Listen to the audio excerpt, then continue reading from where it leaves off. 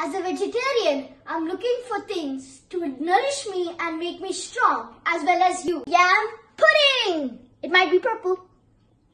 I have washed the yams and now I'm peeling it.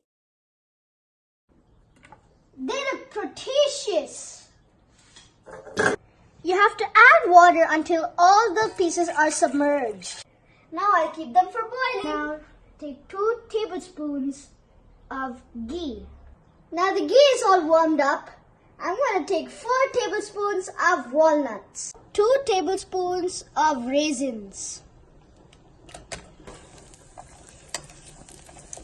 Look at this! Isn't this amazing? Look how purple this is!